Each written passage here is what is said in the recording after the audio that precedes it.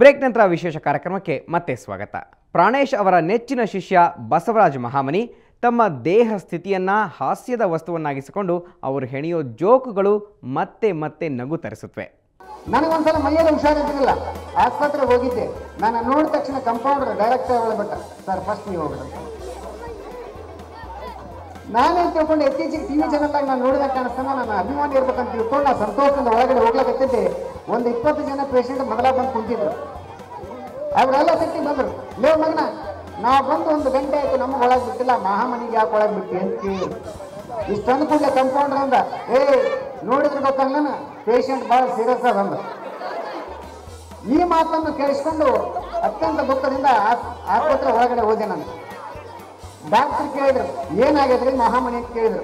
ಏನಿಲ್ಲ ಸರ್, 1 ತಿಂಗಳಾಯ್ತು ಕೆಮ್ಮಾಗಿದೆ, ಕೆಮ್ಮು ಕಡಿಮೆ ಆಗಿಲ್ಲ, ಭಾಳ ಮಾಡಿ ಕಫ ಆಗಿರ್ಬೇಕು, ದಯವಿಟ್ಟು ಎಕ್ಸ್ರೇ ತೆಗೆದು ನೋಡ್ರಿ ಅಂದೆ ನಾನು. ಡಾಕ್ಟರ್ ಅಂದ್ರು, ಏನು ಎಕ್ಸ್ರೇ ತೆಗೆದ್ಬೇಕಾಗಿ ಮಾಮನಿ, ಅಂಗಿ ಬಿಚ್ಚಿನಿಲ್ಲ ಎಲ್ಲ ಕಾಣ್ತದಂದ್ರೆ ಅವ್ರು. ಇಂಥ ಅದ್ಭುತವಾದಂಥ ಮೈ ಕಟ್ಟುವಂಥ ಮನುಷ್ಯನಾದ ನನಗೆ ಸುಮಾರು 3 ವರ್ಷಗಳ ಕೆಳಗಡೆ ಒಂದು ಸಿನಿಮಾದಲ್ಲಿ ನಾಯಕ ನಟನಾಗುವ ಅವಕಾಶ ನನಗೆ ಒದಗಿ ಬಂದಿತ್ತು. ನಾನು ಒಳ್ಳೆ ಅಂತ ಹೇಳ್ಬಿಟ್ಟಿದ್ರೆ ಆ ಸಿನಿಮಾದ ಹೆಸರು ಕೇಳಿದ್ರೆ ಇಲ್ಲಿ ಬಂದಂಥ ಜನ ಎದೆ ಹೊಡ್ಕೊಂಡು ಸಾಯ್ತಿರ ಅಂತ ಆ ಸಿನಿಮಾ. ಯಾವ್ದು ಗೊತ್ತಾ ಆ ಸಿನಿಮಾ? ಮುಂಗಾರು ಮಳೆ. ನನಗೆ ಗೊತ್ತಿತ್ತು ನೀವು ಹಿಂಗ ಅಂತೀರಂತ. ಮುಂಗಾರು ಮಳೆ ಫಸ್ಟ್ ಆಫರ್ ಬಂದಿಲ್ಲ ನನಗೆ.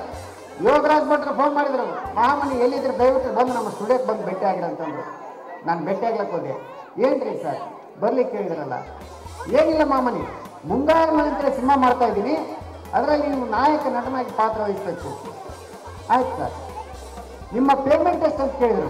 ಪೇಮೆಂಟ್ ಆಯ್ನೆ ಮಾತು ಸರ್, ನನ್ನ ಜೊತೆ ಇನ್ನೊಬ್ಬ ಕಲಾವಿದರು ಯಾರು ಬರ್ಲಕತ್ತಾರ ಹೇಳ್ರಿ ಅಂದೆ ನಾನು. ಪೇಮೆಂಟ್ ಆಯ್ನೆ ಮಾತು ಇಲ್ಲ, ಪ್ರಾಣೇಶ್ವರ್ ಕೂಡ ಬರ್ತಾ ಇದ್ದಾರೆ, ಕೂಡಿ ಕೂತ್ಕೊಳ್ಳಿ ಅಂತದ್ದು. ನಾನು ಕೇಳಿದೆ, ಈ ಸಿನಿಮಾದ ನಾಯಕಿ ಯಾರು ಅಂತ ನಾನು ಕೇಳಿದೆ. ಏನು ಹಿಂಗೆ ಕೇಳಿದ್ರಿ ಮಾಮನಿ?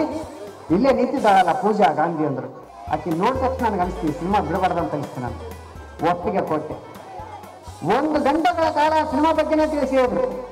1 ಗಂಟೆ ನಂತರ ನಾನು ಅವ್ರ ಕಾಲಿಗೆ ನಮಸ್ಕಾರ ಮಾಡಿ ಹೇಳಿದೆ, ಸರ್ ನನಗೆ ಈ ಸಿನಿಮಾ ಬೇಡ, ನನ್ನ ಒಳ್ಳೆ ಅಂದೆ. ನಾನು ನಿಮಗೆಲ್ಲ ಆಶ್ಚರ್ಯ ಆಗ್ಬೋದು, ಗೋಲ್ಡನ್ ಸ್ಟಾರ್ ಗಣೇಶ್ ಅವ್ರ ಸ್ಥಾನದಲ್ಲಿ ಮಹಾಮನಿ ಕಾಣ್ತಾ ಇದ್ರಂತ ಸಿನಿಮಾ ಯಾಕೆ ಬಿಟ್ರಪ್ಪ ಅಂತಂದು.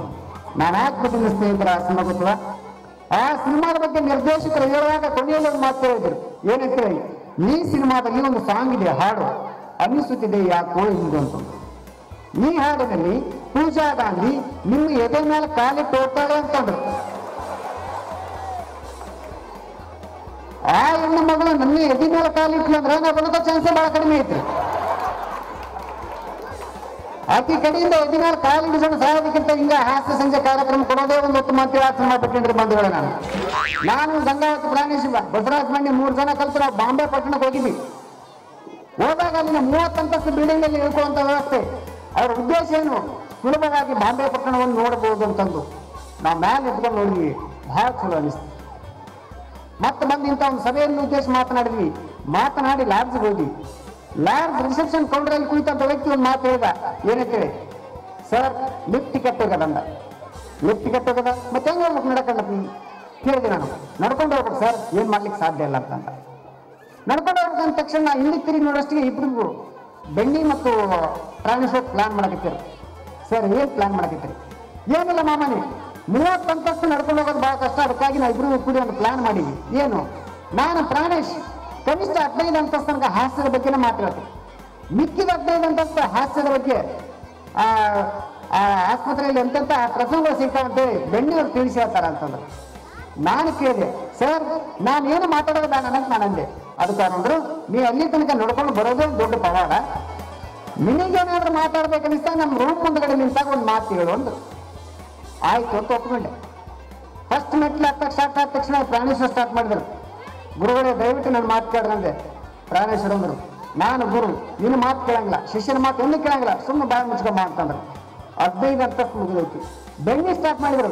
ಬೆಣ್ಣೆಯವರ ದಯವಿಟ್ಟು ನನ್ನ ಮಾತು ಕೇಳ್ರಂದೆ. ಮಹಾಮನಿ ಒಂದು ಸಲ ಹೇಳಿದ್ರೆ ತಿಳ್ಕೊಬೇಕು ಮನುಷ್ಯ, ಬೇಗ ಬೇಗ ಹೇಳ್ಸ್ಕೊಬಾರ್ದು, ಸುಮ್ಮನೆ ಬಾ ಅಂತಂದ್ರು. 30 ಅಂತಸ್ತು ಮುಗಿದೋಯ್ತು. ಅವಾಗ ನನ್ನ ಪಾಳೆ ಬಂತು. ನಮ್ಮ ಪ್ರಾಣೇಶ್ ಸರ್ ಬೈದ್ಬಿಟ್ರು, ಲೇ ಮಾಮನಿ ಕೆಳಗಿಂದ ಮ್ಯಾಲ ತನಕ ಒಂದ ನಮ್ಮನೆ ಡಿಸ್ಟರ್ಬ್ ಮಾಡ್ಕೊಂಡು ಬರಕತ್ತಿದ್ದಿ, ಏನು ಬಗಳಾಗೈತಿ ಇಲ್ಲಿ ಬಗಳು ಅಂತಂದ್ರು. ಇಷ್ಟು ಅಂದ್ಕೊಂಡೆ ನಾ ಕೈ ಮುಗಿದು ಹೇಳಿದೆ, ಸರ ರೂಮಿನ ಕೀ ಕೆಳಗಬಿಟ್ಟು ಬಂದು ಹೇಳಿದೆ ನಾನು. ತಪ್ಪಂತಂದ್ರೆ ಒಂದ್ಸಲ ಭೂಕಂಪ ಆಗ್ಲಾಕತ್ತಿತ್ತು. ರಾತ್ರಿ 2 ಗಂಟೆ ಸುಮಾರು ಹೇಳ್ತಿ ಗಂಡಗೆ ಬಿಸಿಲು ಏನೈತ್ರಿ ರೀ ಭೂಕಂಪ ಆಗ್ಲಾಕತ್ತದ ಮೈ ಮೇಲೆ ಛತ್ತು ಬೀಳ್ತದೆ ಎದ್ದೇಳ್ರಂತಲ್ಲಕಿ ಗಂಡಂದ ಸುಮ್ಮಕ್ಕ ಇದೇ ನಮ್ಮ ಸ್ವಂತ ಮನೇನಂದ.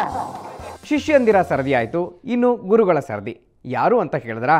ಅವರೇ ಎಲ್ಲರ ನೆಚ್ಚಿನ ಪ್ರಾಣೇಶ್. ಅವರು ತಮ್ಮ ಹಾಸ್ಯ ಚಟಾಕಿಯನ್ನು ಸಿಡಿಸಲಿದ್ದಾರೆ ಒಂದು ಬ್ರೇಕ್ನ ನಂತರ.